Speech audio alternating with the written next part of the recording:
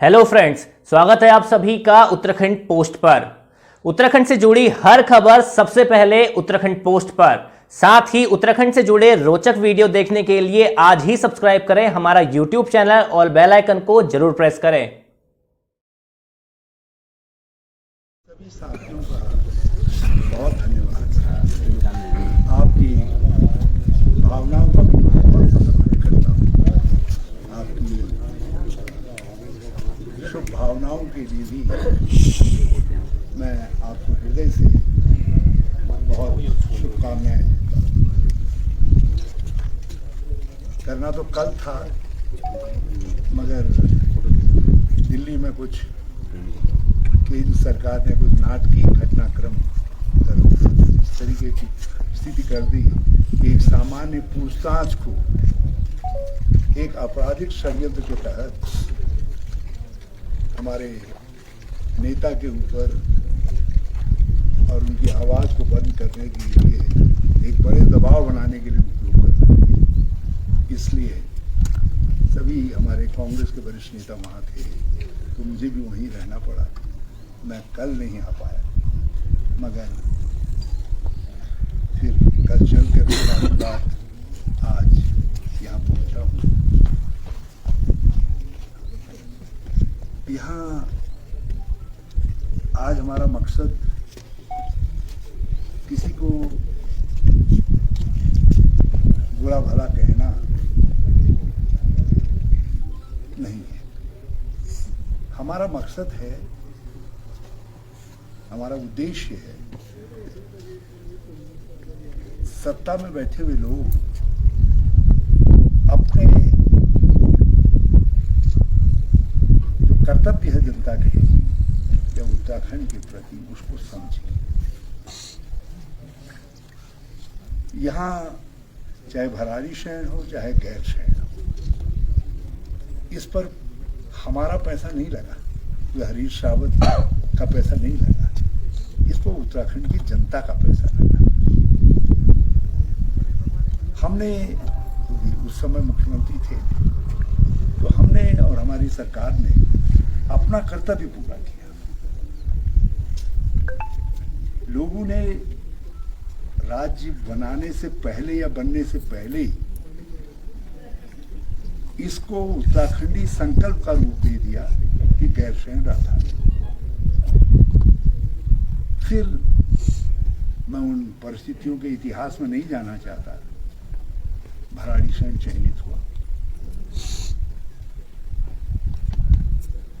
यहाँ कैबिनेट की मीटिंग की गई और जितने यहाँ के शीर्ष लोग जो अपने को यहाँ के राजनीति का संचालक कहते हैं, वो किसी न किसी रूप से भराड़ीसैंण और गैरसैंण के साथ जुड़े रहे। लोगों की भावनाएं यदि गैरसैंण भराड़ीसैंण बनी, तो इन भावनाओं को इस स्तर तक लाने में उन सब का योगदान है। और हमने, बल्कि मैंने एक लेख लिखा था, उसमें मैंने तो साफ तौर पर लिखा कि भराड़ीसैंण के लिए मूलतः 3 लोग, विजय बहुगुणा जी, श्री सतपाल महाराज जी और श्री गोविंद सिंह कुंजवाल जी, इनका चयन था। बल्कि पार्टी में उस समय भी मैं महत्वपूर्ण पद पर था, केंद्र सरकार में मंत्री था, लेकिन कहाँ बनना है इसका किसी ने हमसे राय परामर्श नहीं ली। मगर जब हमारे पास बात आई तो हमने इसमें समय नहीं गवाया कि भाई हमसे किसी ने परामर्श किया नहीं किया। हमने कहा कि एक कदम आगे बढ़ चुका है, तो वो कदम अब आगे ही बढ़ना चाहिए।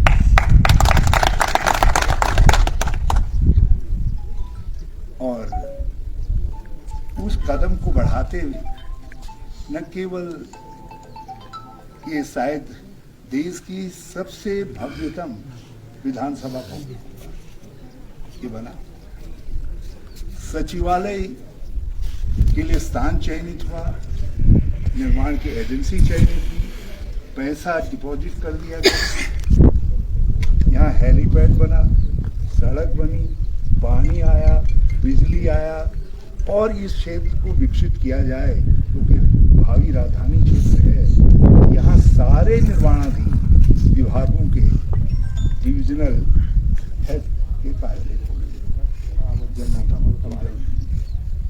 इरिगेशन और बिजली सबके कार्यालय खोले। यहाँ के लिए भराड़ीसैंण राजधानी निर्माण और स्थापना निगम बनाया गया, जिसको जिम्मेदारी सौंपी गई कि वो पुल पुलिया से लेकर सड़कों से लेकर के भवन आदि के निर्माण कार्यों को एक्सपेडाइट करेगा। उसको विधिवत गठित कर दिया गया, उसका हेड चयनित कर दिया गया। पिंडर से पानी लाने के लिए व्यवस्था कर दी गई, विभाग से कह दिया गया टोकन मनी तुम्हारे पास है, पानी लेके आओ। और वैकल्पिक उपाय के रूप में रामगंगा में, जिनको अभी अमृत सरोवर कह रहे हैं, इस तरीके के हमने 11 सरोवर स्वीकृत किए।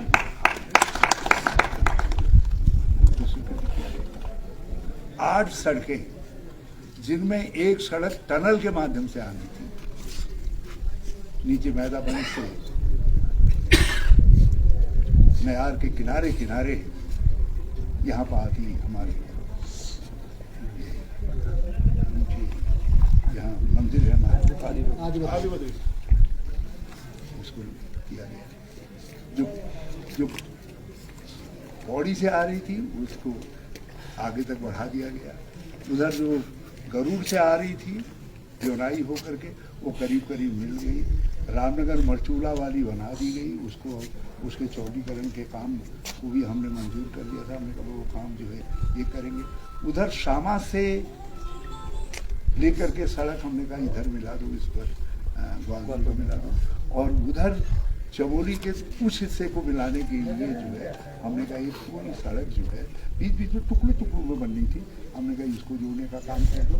मतलब कुल मिला करके मैं ये बात इसलिए आपसे जिक्र कर रहा हूँ कि राज्य के किसी भी हिस्से से इसकी दूरी कम न रह सके, उसके लिए बड़ा निर्णय लिया गया कि उत्तर काशी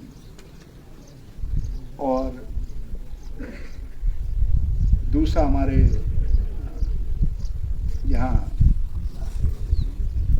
जमयाला के पास में ऊपर बूढ़ा केदार से एक सड़क का निर्माण किया जाए, और एक सड़क का निर्माण जो है हमारे जो क्या नारायण है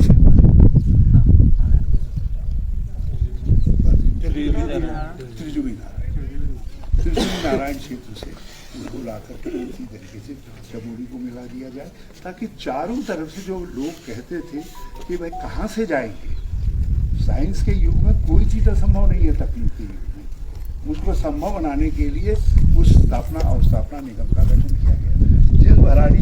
जिस गैरसैंण के अंदर 20 लोग आते और वो ने कहाँ रहे सवाल पैदा होता था, उस गैरसैंण के अंदर आज 2000 लोग आ सकते हैं, इसके चारों तरफ वो रह सकते हैं।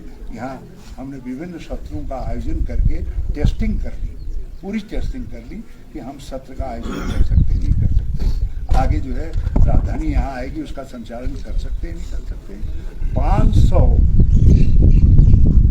आवासीय भवनों के निर्माण के लिए जो है टोकन मनी जारी कर दिया गया, और उसके लिए हमने भराड़ीसैंण टाउनशिप बनाने के लिए अपने यू हुड्डा को काम सौंपा, और साथ साथ भराड़ीसैंण की टाउनशिप के लिए ये चारों की तरफ की ज़मीन को हमने नोटिफाइड कर दिया, जिसको बाद में त्रिवेंद्र सिंह सरकार ने डी नोटिफाइड करके उस ज़मीनों को कुछ लोगों को खरीदवा खुद भी ली, हमने नोटिफाइड कर दी। हमने कहा ताकि जब कुछ होगा टाउनशिप उस समय काम आ सके, और हुड्डा एजेंसी को चयनित करके वो काम सौंप नहीं किया।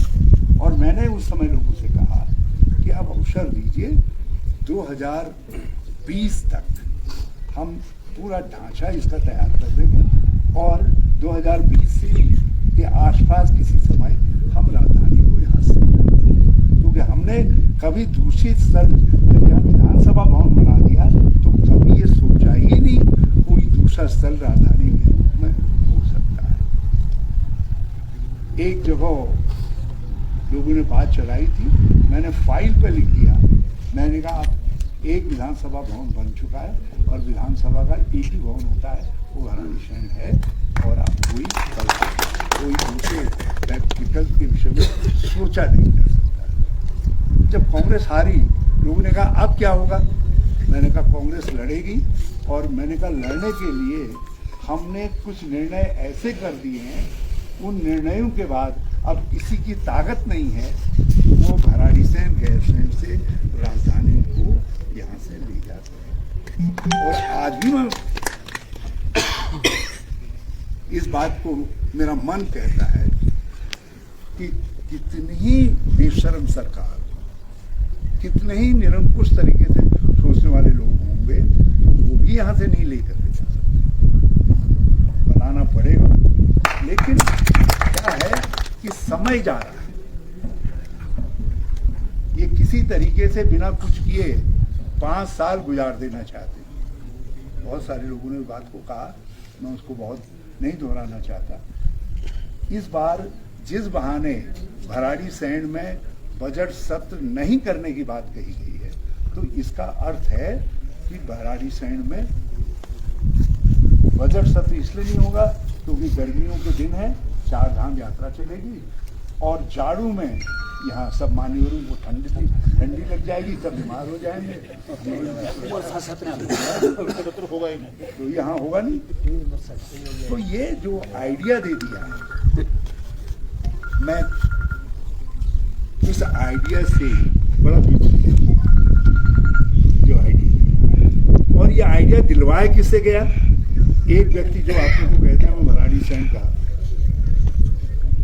जो आइडिया है, आइडिया इटसेल्फ, उसका बाप श्री सतपाल महाराज कहते मैंने सुझाया। एक तो उनसे ये आइडिया बढ़ाया गया और दूसरे हमारे एक साथी जो बड़े दावे के साथ कहते थे कांग्रेस में कि मैं पहला व्यक्ति था जिसने गैरसैंण के अंदर जो है प्रांतीय कांग्रेस कमेटी का शब्द बुलाया था।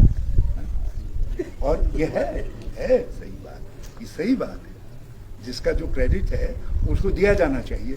लेकिन उन दोनों से कहलवाया गया कि तुम कह दो कि यार ये 4 धाम यात्रा चल रही है, इस समय कहाँ से, अरे 4 धाम यात्रा तो चलती रहेंगी, पर्यटन का विकास भी होता रहेगा, तो इसका मतलब है भराड़ीसैंण या इसकी तो कभी बात ही नहीं होगी। फिर राजधानी यहाँ देहरादून से भी तो बाधित होती होगी 4 धाम यात्रा, पर्यटक बाधित होता होगा, हरिद्वार से भी बाधित होता होगा, कहीं जो है राजधानी को जो है मेरठ के आसपास ले चलते ना, वहाँ से गवर्न कर लेते, फिर क्या दिक्कत है। और आजकल तो सरकार चलाने के लिए कुछ थोड़ी चाहिए, एक मोबाइल चाहिए, उससे सरकार चलाई जा सकती है। आज तो ई गवर्नेंस की बात है ना, एक लैपटॉप से, एक कंप्यूटर से पूरी सरकार का संचालन हो सकता है। फिर काहे के लिए सब चीजें कर दी, ये सब भावनाओं का सवाल है। जिन्होंने जिस समय इस राज्य का सपना देखा, उनकी कुछ भावनाएं रही होंगी, उन भावनाओं को क्यों मार रहे। हमने तो कभी दावा नहीं किया, आपने मेरे मुंह से कभी सुना कि मैं राज्य आंदोलनकारी रहा हूं। हम तो उन राज्य आंदोलनकारियों को इसका श्रेय देते हैं जिन लोगों ने इस आइडिया को आगे बढ़ाया। हमने तो राजनीतिक दल के रूप में, हमारी मजबूरी थी, कांग्रेस छटक गई थी अलग। मैं तो कांग्रेस को मुख्य धारा में लाने के लिए कांग्रेस को मैंने राज्य आंदोलन की लड़ाई के साथ जोड़ने का प्रयास किया। पहले अलग अलग बहानों से जोड़ा, धीरे धीरे करके और जोड़ करके अंत में मैं ही संघर्ष समिति का अध्यक्ष बन गया। और उसके बाद हमने कांग्रेस को राज्य आंदोलन की धारा में सम्मिलित किया, कलकत्ता में अधिवेशन किया और कुछ व्यक्ति की अध्यक्षता में प्रस्ताव पारित करवा दिया छोटे राज्यों के निर्माण का, जो नारायण दत्त तिवारी जी की तरीके से कहते थे और उनकी उपस्थिति में करवाया। जो उनकी तरीके से कहते थे कि बिहार का विभाजन मेरी लाश पर होगा, वो हमारे राष्ट्रीय अध्यक्ष थे सीताराम केसरी जी। कैसे हमने वो प्रस्ताव पारित करवा दिया कि कांग्रेस छोटे राज्यों के समर्थन में आती है, जिससे एक राय बनी, राष्ट्रीय राय बनी कि सब पार्टियां जो है छोटे राज्यों के पक्ष में आ गई है और 3 राज्य बनने का रास्ता प्रशस्त हुआ। छत्तीसगढ़, झारखंड, उत्तराखंड का, उसके बाद फिर तेलंगाना आदि भी उसी बहाने बन गए। तो ये सब चीजें कुछ ऐतिहासिक घटनाक्रम है। लेकिन मैं इस बात को आज भी कह रहा हूं, मेरा उद्देश्य कभी भी मैं अपने को कि हम उसका राजनीतिक फायदा उठाएं, लेकिन ये जरूर है कि मैं एक बात जानता था, जब तक कांग्रेस राज्य के पक्ष में नहीं आएगी ये राज्य बन नहीं सकता है। और मैं आज भी कह रहा हूं कि आज भी केवल इस राज्य को व्यवस्थित तरीके से एक मॉडल के रूप में खड़ा करने की बात केवल कांग्रेस कर सकती है। इस राज्य के लोग वोट किसको दें, उन्हें किसको, जो उनकी मर्जी है। लेकिन लोगों को भाई ये सरकार चलाना कोई बजरी खोदना थोड़ी है, या शराब की दुकानों से शराब बंटवा देना थोड़ी है। राज्य चलाना इसके लिए विशेष हुनर चाहिए, और वो हुनर केवल कांग्रेस के पास है, वो कांग्रेस के पास है।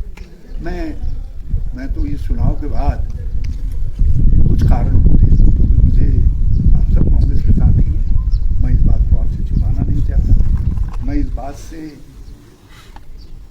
बड़ा दुखी था क्योंकि एक जीती हुई बाजी को कांग्रेस के लोगों ने, हम बहुत सारे लोग हैं जिन्होंने अपने अपने तरीके से, बल्कि कभी कभी मैं कहता हूँ, मैंने कहा भाई, किसी ने मुझसे पूछा कि आपने सारी हार की जिम्मेदारी ले ली। मैंने कहा मैंने इसलिए ले ली क्योंकि कई लोगों ने सोचा कि भाई यदि राज्य बन गए ना, कांग्रेस सत्ता में आ गई तो हरीश रावत मुख्यमंत्री ना हो जाए, इसलिए मैंने कहा आती सरकार को जो है लात मार दूं। तो मैंने कहा इसलिए मैंने सोचा जब मेरी वजह से ये सब गड़बड़ हुई है तो मैंने सबसे माफी मांग ली उसकी, कांग्रेस के लोगों से। लेकिन हकीकत यह है कि इस सारे घटनाक्रम से जिस तरीके से लोगों ने सारी चीजों को एक सवा महीने के अंदर बिगाड़ करके ऐसी हालत पैदा कर दी कि भाजपा के हाथ में सत्ता चली गई, वो बहुत दुखी था। और देखो, कोई व्यक्ति राजनीति में कोई हमारे लिखा है कि हम अनादि काल तक सक्रिय रहेंगे, जिंदा रहेंगे, किसने लिखा है, कल रहेंगे नहीं रहेंगे, क्या होगा ये कोई जानता है। लेकिन आदमी को एक समय होता है, तो मैंने ये सोचा कि आगे भी कोई दिक्कतें आए। हमारे बहुत सारे नौजवान तैयार हो गए हैं जो ये समझते हैं कि यार अभी तो हरीश रावत नहीं हटा, हमारा नंबर आएगा नहीं आएगा, हम ऐसे बूढ़े नहीं हो जाए। तो मैंने अपने सोचा था कि उनके लिए रास्ता खाली कर। और मैं यदि कांग्रेस की स्थिति पूरे देश भर में कुछ चुनौतीपूर्ण हालात नहीं आते तो शायद मैं अभी तक कुछ ऐसा निर्णय कर चुका होता जो निर्णय बहुत सारे लोगों को बड़ा आराम देता। लेकिन आज हालात कुछ दूसरे, एक दूसरे पूरे देश के अंदर एक दूसरे हालात पैदा है। अब तो एक बार फिर तुम सब लोगों को स्वतंत्रता संग्राम सेनानी और सत्याग्रही बनना पड़ेगा। कौन जाने कल से ही 2 या 5-7 दिन या कुछ दिनों के अंदर हमको जेल जाने की तैयारियां करनी पड़ेगी, और छोटे समय के लिए नहीं, जरा लंबे समय की तैयारियां करनी पड़ेगी। सब लोगों को कमर कसनी पड़ेगी। तो ऐसे समय में तो अब हम लोगों के सामने ये भी मौका नहीं रह गया है कि हम भाई उम्र होगी। कल वहाँ दिल्ली के एक अखबार में छपा था कि हरीश रावत ने 1.5 घंटा दिल्ली पुलिस को छकाया।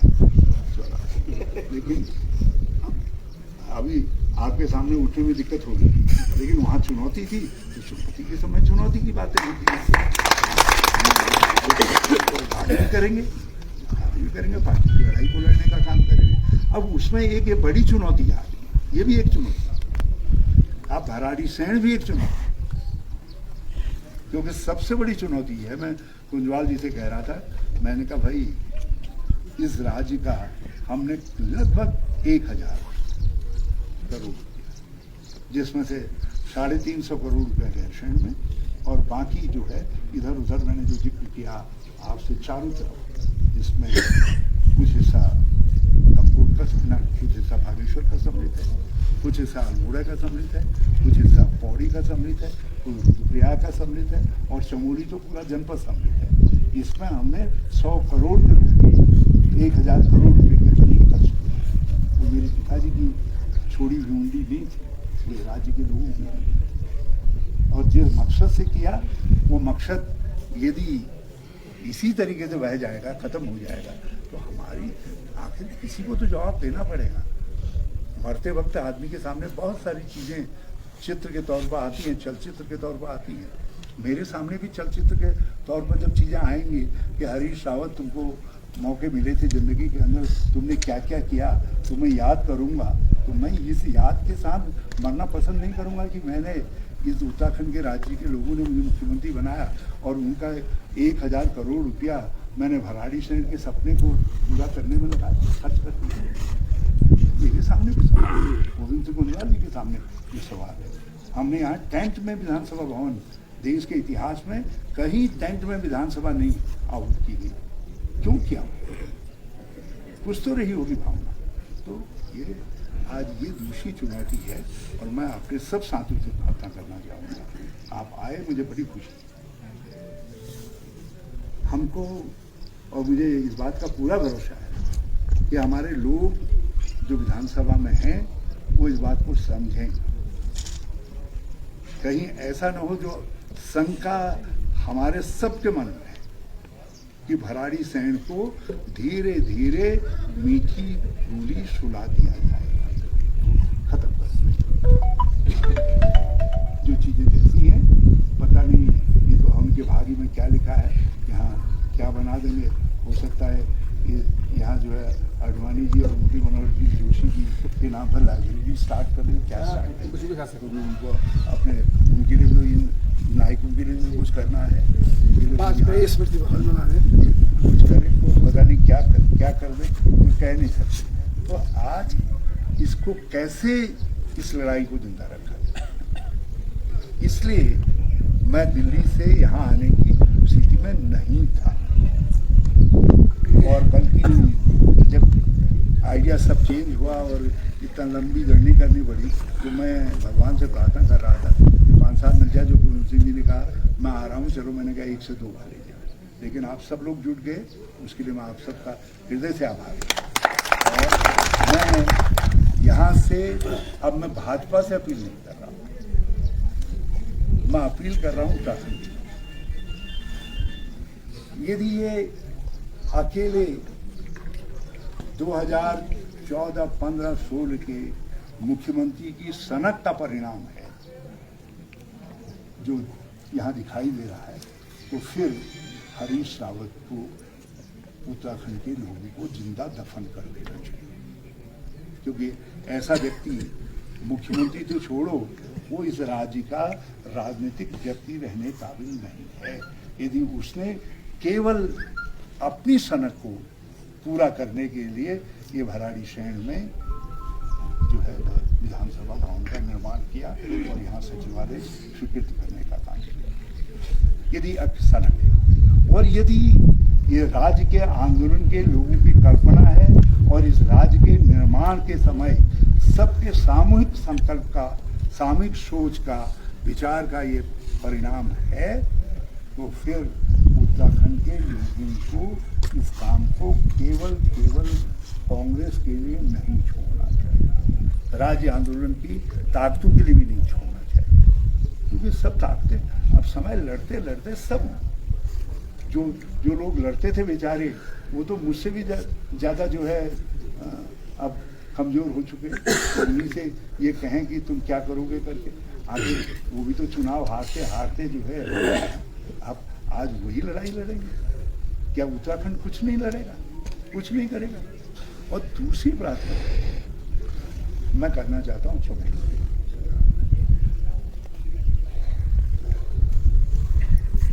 चमोली के लोगों को, भगवान बद्रीनाथ, तुंगनाथ सभी नाथ है, यहाँ तो रुद्रनाथ सभी नाथ नहीं है।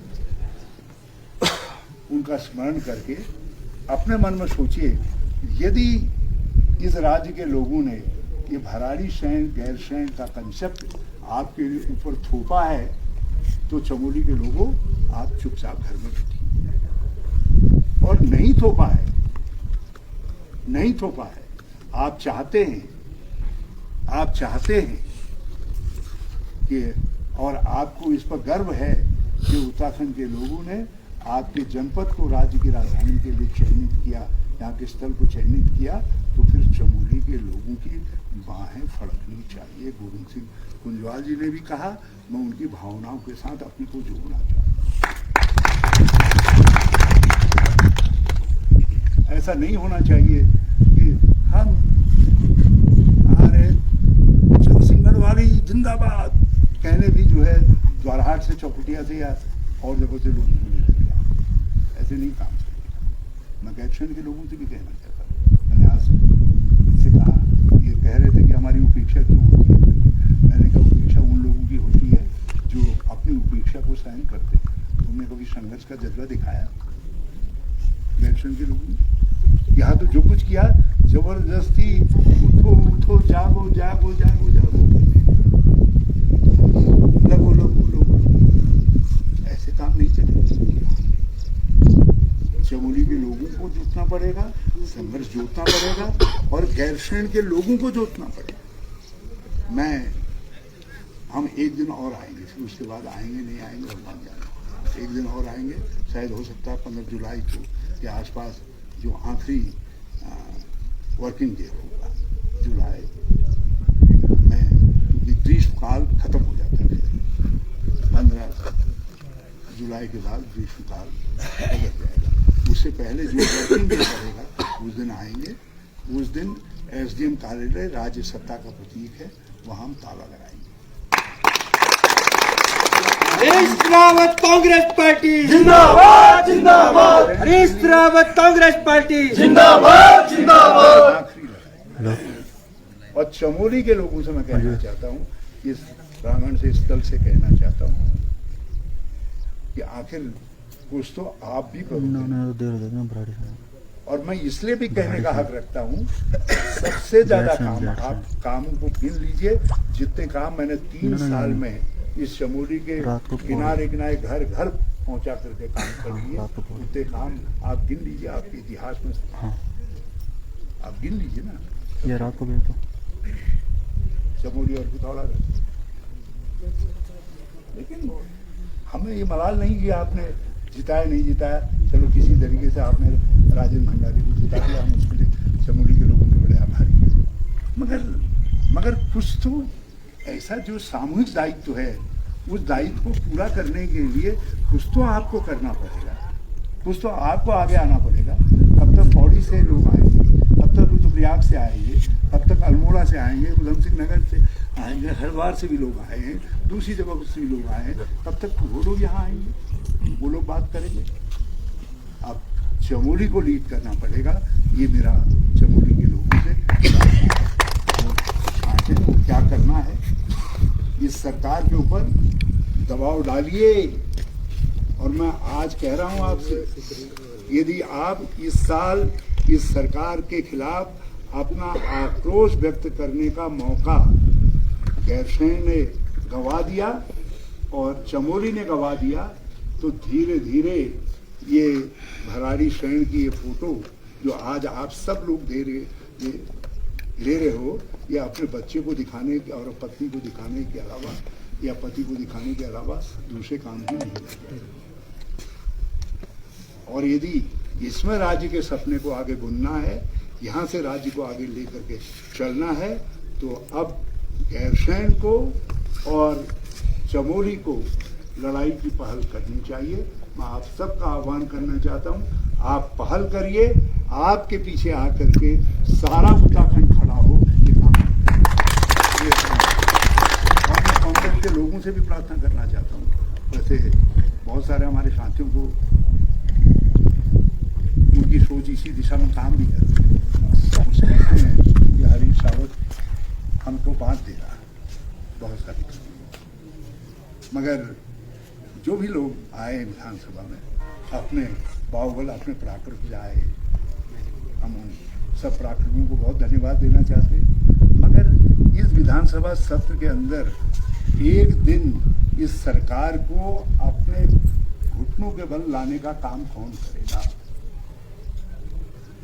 यदि हम गैरसैंण के नाम पर हमारे 19 विधायक गण यदि भराड़ीसैंण और गैरसैंण के नाम पर इस सरकार को घुटनों के बल ला करके उनसे ये आश्वासन नहीं करवाते,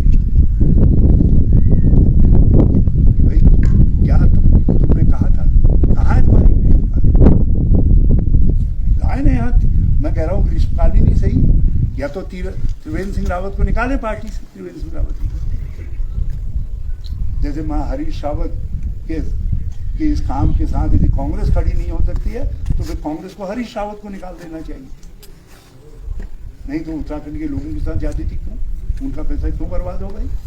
और वैसे त्रिवेंद्र सिंह रावत हैं जिन्होंने यहाँ ग्रीष्मकालीन राजधानी की घोषणा की, मिठाइयाँ बंटवाई, हम तो राजधानी बनाने के सपने के साथ खड़े हैं। हम वो, लेकिन ग्रीष्मकालीन तुमने कहा है तो ग्रीष्मकालीन तो करो इसको, यहाँ लाओ ना सरकार, यहाँ बिठाओ 3-4 महीने। और उसके लिए कांग्रेस के लोग, हम विपक्ष हैं, मैं अपने प्रधानमंत्री को उनके कर्तव्य की याद तो नहीं दिला सकता, लेकिन मैं हाथ जोड़ करके विनती करना चाहता हूँ यदि उनके लिए कुछ कहने में इस हरीश रावत का भी योगदान है, उनके लिए सोचने में, या वो लोग विधानसभा तक पहुँच सके, उसके लिए शुभकामनाएं देने में हरीश रावत भी कहीं खड़ा था, तो विधानसभा के इस सत्र को एक दिन वो गैरसैंण को समर्पित करें, भराड़ीसैंण को समर्पित करें। अब मैं दूसरी बात केवल फेसबुक में डालूंगा, भाई किस दिन तालाबंदी के लिए आएंगे, जो तालाबंदी के पुण्य में, ये पहला महत्वपूर्ण पुण्य भी हो सकता है या आखिरी भी हो सकता है, जो आना चाहोगे उस दिन जो है गैरसैंण आ जाना, यहाँ के एसडीएम कार्यालय पर हम तालाबंदी करेंगे, वादा खिलाफी के खिलाफ एक दिन का इस सरकार को। ये सब चीजें प्रतीकात्मक होती हैं, प्रतीकात्मक चीजों का वही महत्व है जो एक पूरे यज्ञ का है। ये यज्ञ के प्रतीक है, जिस तरीके से पंडित जी संकल्प दिवाते हैं, इस तरीके से हम संकल्पित हो रहे हैं कि ये करने के बाद हम क्या करेंगे करके। तो इसलिए मेरा आप सबसे भी आग्रह है कि उस दिन आप सब सुन लीजिएगा और इतना आप इस चीज़ को लेकर के चल सकते हैं। हमारे चमोली कांग्रेस के लोग मुझे क्षमा करना, तुम लोग कहोगे कि हम आए भी और हरीश रावत जिंदाबाद भी कहा और फूल भी दिया, आशीर्वाद भी दिया, और हमको कुछ ज़्यादा सुना दी करके वाले भी माफ करना। आपका तो बोलना ही हमारे आशीर्वाद। मगर अब याद रखना, माँ भी दूध नहीं देती यदि बच्चा रोता नहीं है। ये चीज को, इस मंत्र को गैरसैंण को भी समझना पड़ेगा और इस मंत्र को भराड़ीसैंण के इन 2-3 गांव वालों को भी समझना पड़ेगा, जो कभी नहीं आते, इनकी दुकान में हमको जाना पड़ता है नमस्ते करने। हाँ, और ये मंत्र की बात जो है चमोली वालों को भी समझनी पड़ेगी, उसको करिए, आगे बढ़िए। सबका धन्यवाद। जय हिंद, जय भारत। हरीश रावत जिंदाबाद जिंदाबाद जिंदाबाद। उत्तराखंड से जुड़ी ऐसे ही रोचक वीडियो और खबरें सबसे पहले पाने के लिए आज ही सब्सक्राइब करें हमारा YouTube चैनल और बेल आइकन को जरूर प्रेस करें। वीडियो को लाइक करें और शेयर करना ना भूलें।